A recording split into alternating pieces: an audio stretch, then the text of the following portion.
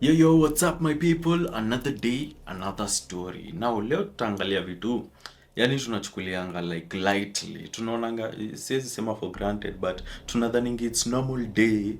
It's a normal day, it's a normal thing to do but hii kitu kwangi normal until you see what happens to other people ndo unasemanga kwani sikwangi safe huku nje. Like for example, there's a time lions broke out of nini some reserve ama sijui ni game park mahali and they were walking in our streets. Now this type of animals kipatana na mtu actually they maybe zimpatana na mtu zikabeba juu ya njaa wakaenda wakadedia huko, and that happens not to be you. And kuna madhegi tu, there are some thieves who work overnight during the day, they have to get what they have to get. Na wakipatana na wewe kuna wengine hawezi kubakisha. We have heard of these stories.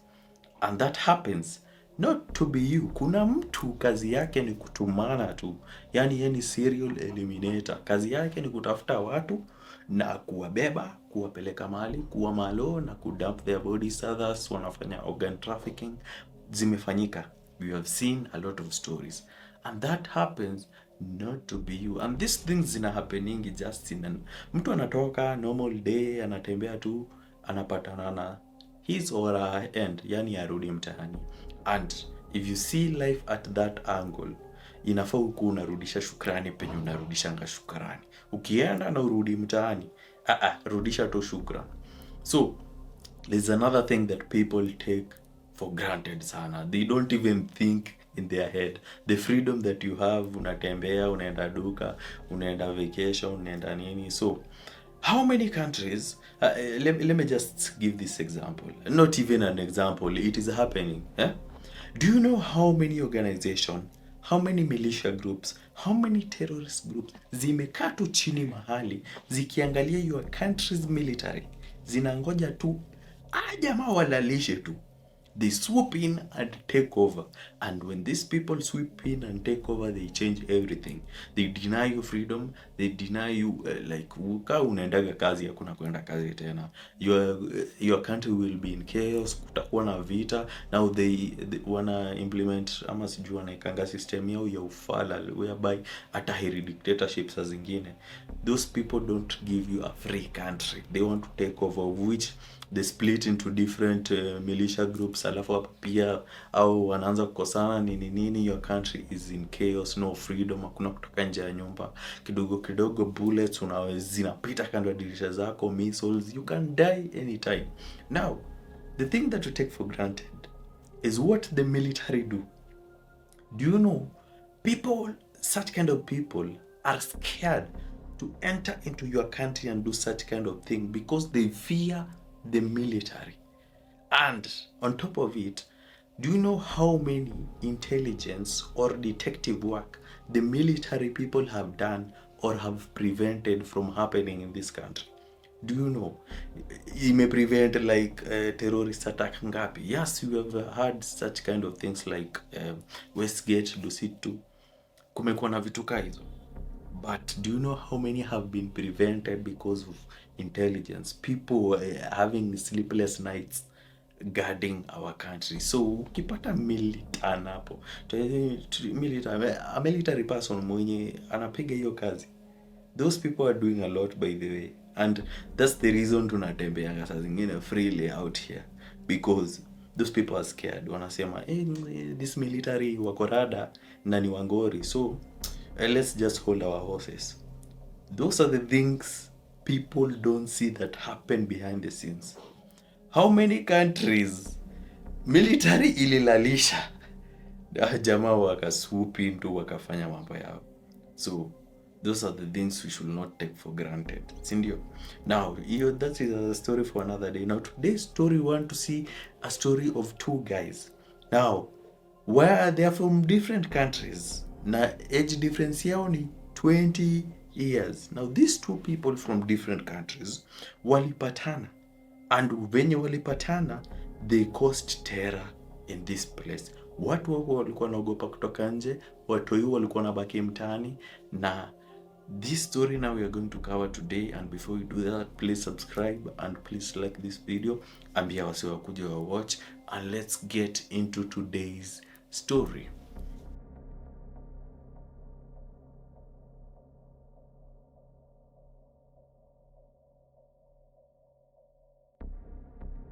Now, it's 2002, Washington DC. Watu wajue Washington DC, it's in the US. Now, Washington DC 2002 in October, the government imeitisha press conference and it is telling their citizens, watu wangu, watoi shule zao zote zimefungwa. Hatutaki kuona mtoi nje. Tusione mtu anakaribia pali iko open. Tusione mtu anakaribia dirisha pali wase wanaweza ona. Please stay indoors. Ikiwezekana watu wakubwa pia nyinyi msiende kazi. Tafadhali, juu chances ya wewe kurudi ukienda kazi are very slim. Na ukitoka tu kwa hiyo nyumba, ujue tu familia yako inaweza pata anytime news that you are gone. Watu wenye wanaamua kwenda kazi ni sawa tu, lakini we have given you the warning. So just give us a little time so that we can deal with this stuff. Now, what was really happening in 2002 in Washington DC? Now, story yetu itaanzia wapi? Tutaanzia 1960, a place called Louisiana. Now, in 1960 in Louisiana, there are two parents hapa. They have got a small child mwenye anaitwa John Williams. Now, John Williams, mzae hiyo siku alizaliwa, mzae akasema, mimi nimemaliza mambo yangu, acha mimi niishie. Now, he remained with the mother. Now the mother akamchunga, and when he reached 3 years of age, the mother alipata some illness and the mother succumbed to the illness. Now amebaki solo 3 years of age, ameenda ameishi na the grandparents. Now the big problem about him was that the relatives hawakuwa wanamtambua. The relatives hawakuwa wanampenda and they treated him so badly. So he grew up with bitterness. But akasema aje, siwezi kubali ni grow up with this bitterness hapa na mwezi ni rule bana. So let me live my life in my own terms. Let me work hard. Let me see how I can make out of this life without kuwa na machungu mbaya. So he did that. He enrolled into the military and he got a very good job in the military. Hapa alikuwa a combat engineer. Combat engineer kwa military is a very important job. Una deal na all types of weapons, una deal na some strategies in the military that are needed. So watu wakienda mission, pia wewe lazima uende mission. But one thing John Williams really loved, alikuwa anapenda kwenda shooting range. All types of weapons. Alikuwa ameivia hii kitu vibaya sana. Especially the sniper. Alikuwa anapenda the sniper shooting range, because he really loved long range shots. Now hapa ndo alikuwa anapiga mazido yake. Now what I didn't tell you is about his first marriage. His first marriage did not work, but the second marriage, he married a woman called Mildred. Mildred alimzalia watu watatu, and the most important thing that John really valued was the family, especially the kids.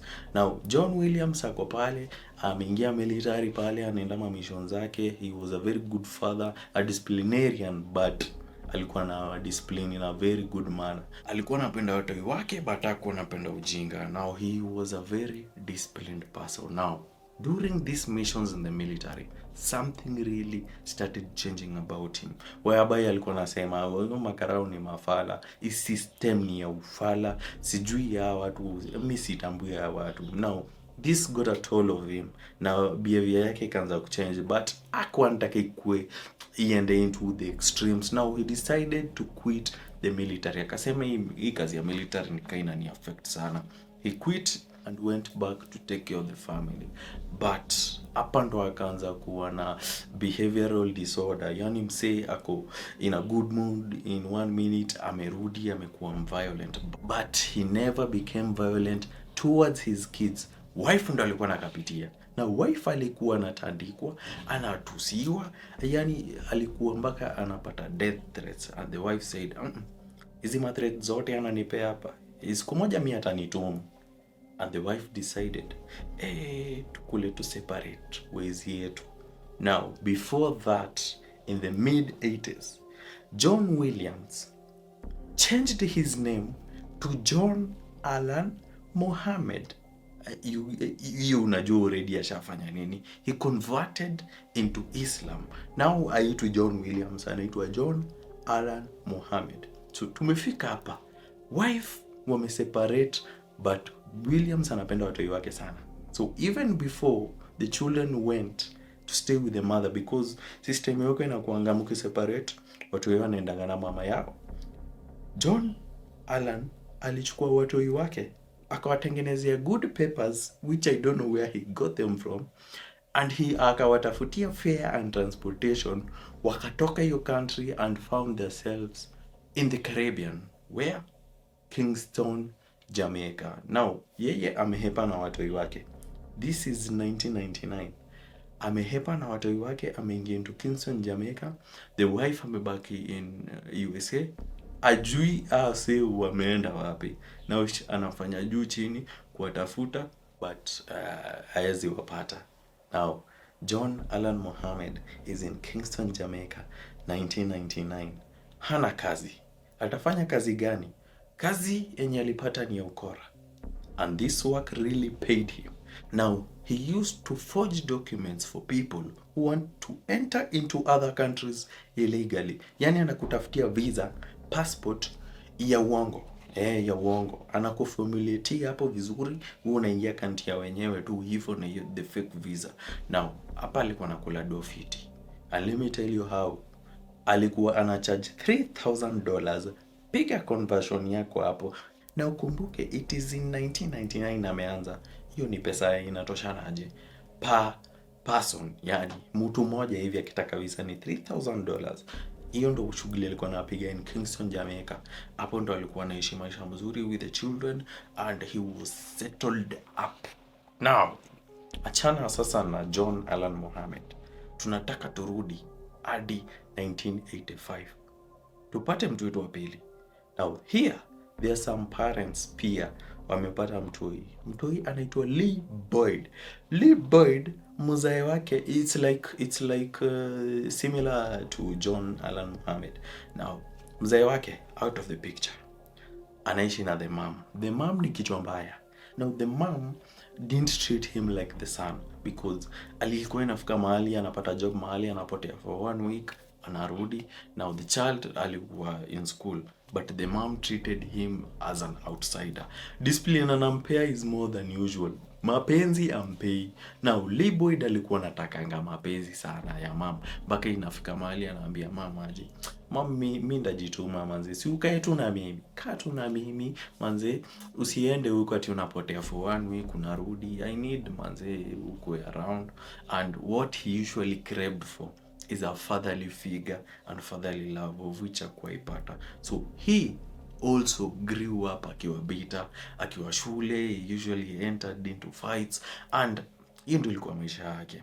Now the mother ni kama maisha ilikuwa imempiga in. Actually sikuambia, this Lee Boyd was born in Kingston, Jamaica. Now hapa mama yake akaona life in Kingston, Jamaica ni mbaya. Acha niende nitafute tu kwingine. Now she decided to go to the US, but akona makaratasi hana. Anatafuta namna ya kuingia US na makaratasi hana. And this led her akapiga intel kidogo kidogo. Intel yake ikampeleka to John Allan Mohammed. John Allan Mohammed anaunda makaratasi legit. Anaunda legit, unaingia US hapo unapiga shughuli yako, kitaka urudi unaweza mpiga za macho hapo. But the mother went to John Allan Mohammed. Na alienda na nani? Alienda na Lee Boyd. So during this process ya kumtafutia visa, the fake visas, Lee Boyd met with John Allan Mohammed. And John Allan Mohammed was a very respectful guy. He treated Lee Boyd like a son. Like Lee Boyd alikuwa na mzae like he never had. Unaona? Like anamtreat with respect. Now Lee Boyd saw John as a fatherly figure. Hapa alikuwa na respect and they became friends. But hapa masaya yetu haitakuwa sana. Now Lee Boyd and the mother walipewa hizo visa and they entered into the US. Nani amebaki Kingston, Jamaica? John Allan Mohammed. Now akiwa Kingston, Jamaica, remember the wife anamtafuta in US. Went to the authorities did their intel vizuri, wakafigure out John Allan ako Kingston, Jamaica. Wakafanyaje? Wakamuendea hiyo Kingston, wakambeba plus the kids, wakamrudisha US, wakamuingiza koti, wakamwambia wewe utajibu mashtaka. Na watu hiyo wanaenda kana mama yao by the way. So wewe utajua nini utafanya. So the children walipewa mama yao and their mother during all the court proceedings manze, John anajaribu kupigania watoi wake, anatafuta hadi lawyers, anatafuta lakini imeshindikana. The children have to go with their mother. Remember, John anapenda watoto wake sana. He did everything he could, but manze ilishindikana. Now during all this process, remember John amerudi kutoka Jamaica, amerudi hadi US. Anapatana na nani US? Anapatana na Lee Boyd. Now Lee Boyd this time is only 17 years of age. Mama yake tabia yake ija change, ni kupotea potea tu. Now Lee Boyd ako free tu hapo. Ameanza kuingia mambo mengine tu, anapatikana in trouble. At some point alishikwa as an illegal immigrant, akaingizwa ndani na akatoka. Now note that aliingizwa ndani and the fingerprints were taken, but he was still in the US. Now Lee Boyd met with John Allan Mohammed, na hapa waka link up vizuri and they were together all this time. Now John Allan Mohammed amerudi, ana pale pa kukaa. He had one friend mwenye aliacha nini US, akakuja akamwambia je, saidie keja yako manze, tukaangia na wewe, hakuna issue. So John alikubaliwa na the friend. Now the friend, I won't mention the name because hatakuwa relevant sana kwa story, but John Allan alikuwa anakaa hapo, and John Allan convinced Lee Boyd to come and stay with him, of which Lee Boyd really needed a father figure. Akamfuata and they stayed in this house. Kwa nyumba wanakaa watu wangapi? Watu watatu. The friend mwenye aliwa offer the space to stay there, Lee Boyd, the child who was born in Kingston, Jamaica, and John Allan Mohammed wamekaa hapo. Now John Allan Mohammed amesema, nitajitwika jukumu ya kutafuta watoto wangu now without even the authorities. Mimi ndo na hakuwa najua penye wameenda. Now he decided to look for them, and for months he didn't find where the children were, where the wife Mildred alikuwa ameenda, na but he didn't give up, alikuwa anatafuta tu. Now during their stay in their friend's house, John Allan Mohammed convinced Lee Boyd, kijana, enda tu shule, enda shule, I think I will sort that out. Enda shule, then I have a plan for both of us. And this is the plan that resulted to all the things that we are going to see in this video today. Now, John Allan Mohammed ameambia kijana aende shule, kijana anaenda shule. John Allan hapa anapiga hustle yake kidogo kidogo, but when Lee Boyd akitoka shule, John Allan anakuja, anamchukua, anampeleka wapi? Shooting range. Kijana anafunzwa kukuwa sniper hatari. Kijana anapelekwa shooting range each and every day akitoka shule. And Lee Boyd alikuwa sharp. Juu hiyo bunduki alikuwa anashika, nikaa kuna experience, ni kama alirudi, ni kama the previous life alikuwa nganini, alikuwa soldier. Kijana alikuwa sharpshooter design nyingine, until ni kama alikuwa anafikia the skill set ya John Allan Mohammed. Na John Allan ampeleka shooting range, kidogo kidogo amemletea movies, violent movies, kidogo kidogo amemletea ma video games za sniper shooting. Hapa anamfunza kila kitu. Kidogo amemfunza all about guns, anamletea ma books, all types of guns, ajue types of guns, yani ni kama alikuwa anamfunza kukuwa a military person. And this boy was very sharp. This boy alikuwa mnoma. He knows all types of guns, he knows how to shoot, and he was very confident. Now, this boy did not know what this really led to, because alikuwa desensitized design. Alikuwa anaangalia videos za watu wakiuliwa na stuki.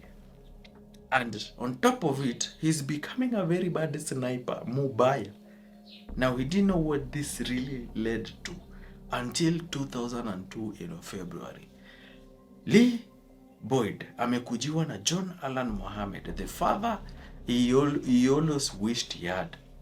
Mzee akamwambiaje, ulikuwa nadhani na kufunza hiki kitu yote juu ya nini? Lee Boyd akasema, mimi sijui, but tell me. John akamwambiaje, niko na mission moja nataka nikutumie, to see if you really caught the lessons I've been teaching you, ama nione where your head stands. Now Lee alipewa kazi moja hatari enye hata alishtuka. but hakushtuka kuifanya. Now John alimwambiaje, now I want you to go to apartment so and so, go there. Mtu mwenye anafungua mlango wa kwanza, huyo ndo nataka uangushe, and I'm giving you this weapon and do it and come back here. Now the target yenye John Allen Mohammed yenye alikuwa nayo ni mtu fulani mwenye alikuwa amembomba. It was the friend to the ex-wife Mildred. Alikuwa na mdomo ni kama akamwambiaje, enda hiyo keja, anaishingi peke yake, fanyaje, mtu mwenye anafungua hiyo mlango usiulize maswali, angusha na urudi unipe ripoti.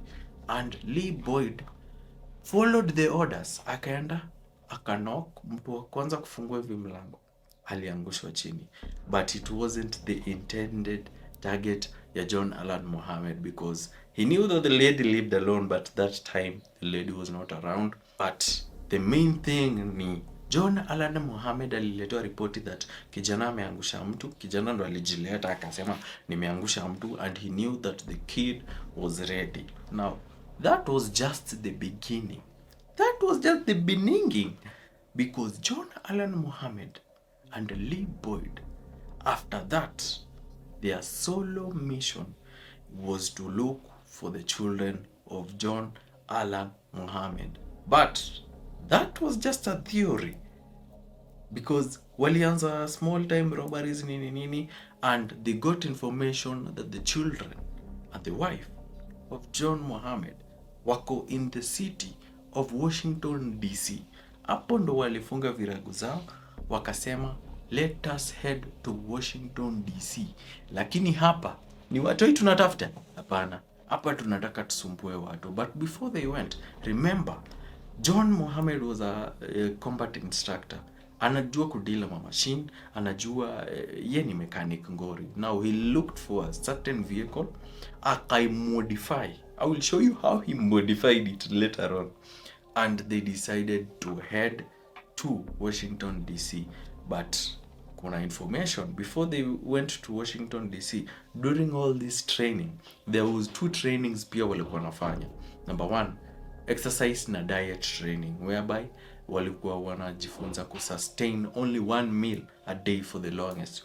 Hapo walikuwa wameivia, because the mission they were heading to do in Washington DC really needed that.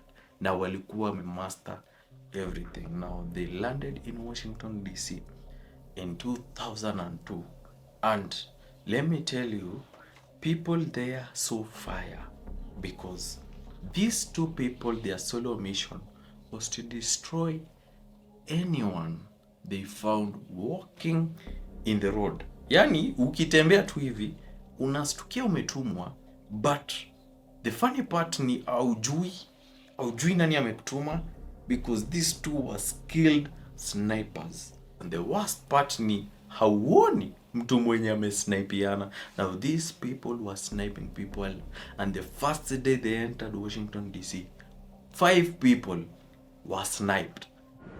The shooting started yesterday at 5:20 p.m. A bullet went through a window of this store, narrowly missing a clerk inside. It was the only miss. At 6:04 p.m., a middle-aged white man was killed outside of the supermarket. This morning, the murders resumed.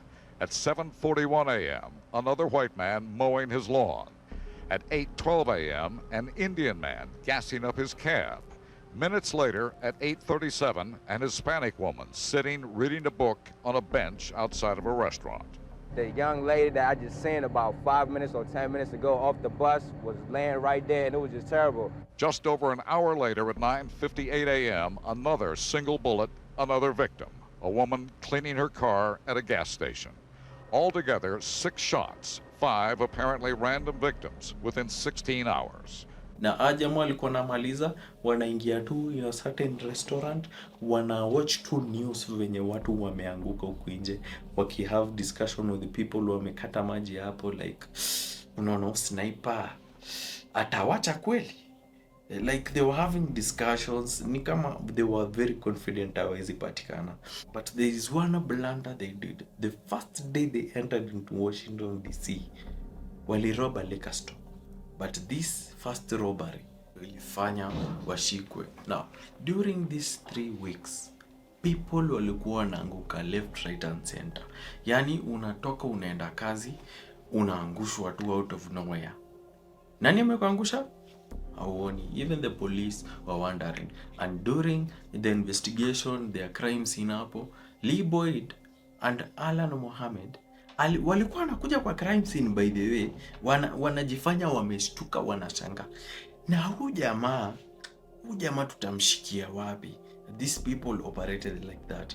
And you are wondering, walikuwa na snipiana kutoka wapi and why they were not found. Now, during this modification of this vehicle, walifanya modification fulani of which ata sita wa describe here. I will show you how they did it. Now, this is how they did it.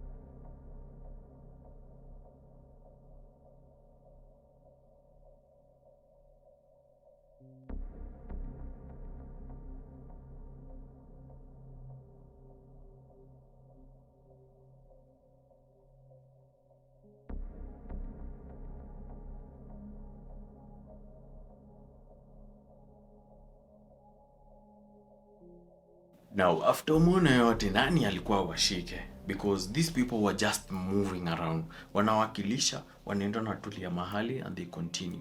Now the police walikuwa wameshtuka sana, like, who are these people? How can we find them? But these people walikuwa wanaacha clue penye wamewakilisha hiyo kitu, because the police were going there, wanapata note that if you want us to stop, please mututumie 10 million na mtu weke hapo cash by the tutaki account number, mtatushika, nyi tunawajua. Now this is what the police got, but they were trying to find hints. Hakuna fingerprints, hakuna anything. Now they were wondering, what were these people up to and why were they doing this? Because the schools were closed, watu walikuwa wanaogopa kwenda kazi, and the people wenye walikuwa wanaenda ku refill their cars in filling stations walikuwa wanaenda wakiwa scared, because anytime these two people will strike. Now these two people, Lee Boyd and John Allen Mohammed, walikuwa na map yenye kila mahali wameweka X, ama pali wenye wana target next wanaweka X. Now walikuwa nazunguka but around the Washington DC area. They were not per se looking for the children of John Allen Mohammed, but walikuwa wanatuma watu, and they had a list whereby wanaeka square yao. Now this happened for 3 weeks, but the police got a breakthrough, because they remember ile Likaston niliwaambia walienda wakarob. That is where the clue came from, because during the investigation they found one magazine whereby walipata fingerprint ya one of the robbers, and this fingerprint led to Lee Boyd. Lee Boyd akiwa 17 years of age venye alifika USA, the time he was arrested of being an illegal immigrant, alikuwa anafanya vitu fani, alichukuliwa fingerprints. Now these fingerprints led to Lee Boyd. Now during the investigation wakajua, if there is a sniper doing this, the specialists wanasema hawezi kuwa anapiga job peke yake, wako yeye na mtu mwingine, and this one person was the one they were looking for, of which we already know it is John Allen Mohammed. Now they traced Lee Boyd, wakajua anaishi na John Allen Mohammed, and those two walikuwa natafutwa, wakaekwa rada, and their number plate was identified. Wakatengeneza press conference, waka-announce number plate, and this is where these two people met their end, because one person ali-identify the vehicle parked somewhere, and these people walikuwa wamekata usingizi, wanangoja kutumana usiku na mchana. Now this is where the police came in, wakapata Lee Boyd and John Allen Mohammed wakiwa ndani ya gari, and they were arrested. But while investigation were being done, all the killings were totaled up. They are done 25 watu 25 walikuwa wameshutiwa, but watu wengine walikuwa na injuries, but more than 15 people died during this 3-week rampage that was happening in Washington DC. Now investigation ikifanyika, they are trying, walipata rifle, a sniper rifle in the vehicle, but they are trying to figure out nani ndo alikuwa na make all the shots. They thought it was both of them, but they figured out all the shots zenye zilikuwa zinakuwa made were not done by this specialist like John Allen Mohammed. It was being done by Lee Boyd.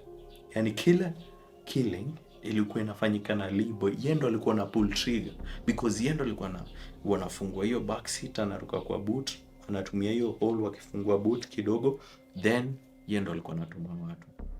Now Lee Boyd was found guilty. At 17 years of age, he was sentenced into life, haikuwa life imprisonment, he was sentenced to death. Yani kijana wa 17 years was sentenced to death, of which he really deserved it. But watu walikuwa na watu walikuwa na represent, walikuwa wanajaribu kumtetea, saying that he was under influence of John Allen Mohammed, of which ni kama judge alimhurumia hivi kidogo, but still gave him the heavy penalty of life imprisonment. But on the other side, John Allen Mohammed, yeye kesi yake ilikuwa ngumu kiasi, because he didn't really make these killings manzi. Yeye alikuwa tu yendo na command, but kuna certain rule that is applied there, whereby wewe kama uko in charge ama wewe ndo unakomandia all these killings, ni kama tu pia umeifanya. So John Allen Mohammed was sentenced to death. So yaka ingia death row, and by now niko sure, niko sure amededi, but Lee Boyd is still there. Now these two people walikose rampage, but hey manze, watu walikapitia unatoka hivi kwenda kazi, siu sniper kidogo utumwe, unarudi tu kwa nyumba unasema heri kazi ikae. Now John Allen Mohammed and Lee Boyd, the 17-year-old from Jamaica, walishikana, and people did not walk in peace in Washington DC. Now the police, when waliwashika, they tried to look for the motive, and that's where the theory of looking for the children of John Allen Mohammed, juu yeye ndo alikuwa anataka watu wake sana, and they noticed that the wife and the children were in Washington DC. So what they came up with ni maybe alikuwa na watu, so that when he reached to the wife amuue, ndo ionekana it's just one of these killings, not like a targeted one. But that is just a theory, and that is what happened in 2002. Lee Boyd and John Allen Mohammed. Now what do you think about the Lee Boyd? Kwanza Lee Boyd, 17 years of age, as a very dangerous young sniper. Yeye goli yake ilikuwa gani? Naweza jijazia ya John Allen Mohammed, but goli yao mwingine ilikuwa gani? Or maybe it's just being controlled, or yeye alikuwa anatafuta tu mse wa kuimpress, si ndio? Now that is what happened in 2002, and those two people called the DC snipers, because they were just randomly killing anyone that they saw in the street, because hakuwa na target mtu specific. Now the families hapo mwenyewe walikapitia, because mtu anaenda tu kupanda gari unasnipiwa, unaenda kuweka kurefill nini unasnipiwa. Now those were the two people that were arrested, and that is the story of Lee Boyd and John Allen Mohammed, the DC snipers. Now see, let's meet on the next story. Tukutane.